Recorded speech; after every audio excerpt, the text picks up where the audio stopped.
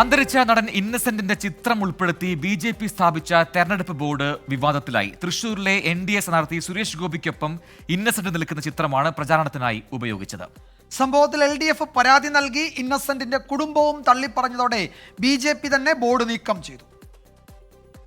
തൃശൂരിലെ LDF സ്ഥാനാർത്ഥി VS സുനിൽകുമാറും അന്തരിച്ച മുൻ എംപിയും നടനുമായിരുന്ന ഇന്നസെന്റും ഒരുമിച്ച് നിൽക്കുന്ന ചിത്രം ഉൾപ്പെടുത്തി LDF ആണ് ആദ്യം തെരഞ്ഞെടുപ്പ് പ്രചാരണ ബോർഡ് സ്ഥാപിച്ചത്.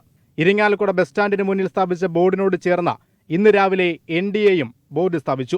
സുരേഷ് ഗോപിയും ഇന്നസെന്റും ചേർന്ന് നിൽക്കുന്ന ചിത്രമായിരുന്നു ബോർഡിൽ ഉൾപ്പെടുത്തിയത്. ബി.ജെ.പി. ബോർഡ് സ്ഥാപിച്ചത് അറിഞ്ഞില്ലെന്ന ഇന്നസെന്റിന്റെ കുടുംബം വ്യക്തമാക്കി. സംഭവത്തിൽ LDF ഇരിങ്ങാലക്കുട മണ്ഡലം കമ്മിറ്റി തെരഞ്ഞെടുപ്പ് വരണാധികാരിക്ക് പരാതിയും നൽകി. തെരഞ്ഞെടുപ്പ് പ്രചാരണ പ്രവർത്തനങ്ങളെ മര്യാദകേടും ചട്ടലംഘനവുമായിട്ടാണ് ഞങ്ങൾക്ക് തോന്നിയത്. ഇടതുപക്ഷ ജനാധിപത്യ മുന്നണിയുടെ നിയോജകമണ്ഡലം തെരഞ്ഞെടുപ്പ് കമ്മിറ്റി ഇന്ന് കളക്ടർക്ക് പരാതി കൊടുക്കുകയുണ്ടായി.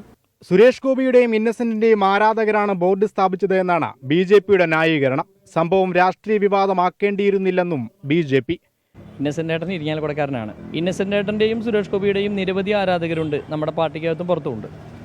അപ്പോൾ ഇന്നസെന്റ് ഏട്ടൻ്റെയും സുരേഷ് ഗോപിയുടെയും ആരാധകർ നമ്മളുടെ ആളുകളെ ഇവിടെ സമീപിക്കുകയും ഒരു നാച്ചുറലായിട്ട് എല്ലാവരും കരുതിയിട്ടുള്ളൂ. അപ്പോൾ അവർ ബോർഡുകൾ അങ്ങനെ വച്ചു.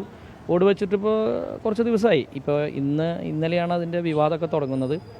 അപ്പോൾ വിവാദത്തിനൊന്നും നിന്നില്ല. തൃശ്ശൂരിലെ ബോർഡ് വിവാദം ഇതാദ്യമായല്ല. കെ കരുണാകരന്റെ ചിത്രം ഉപയോഗിച്ച് ബി.ജെ.പി. സ്ഥാപിച്ച പ്രചരണ ബോർഡുകളും ഏറെ ചർച്ചയായിരുന്നു. എന്തായാലും പോളിംഗ് ബൂത്തിലേക്ക് നടക്കാൻ മണിക്കൂറുകൾ മാത്രം ബാക്കി നിൽക്കെ പരസ്യ പ്രതികരണത്തിന് സ്ഥാനാർത്ഥികളും തയ്യാറല്ല.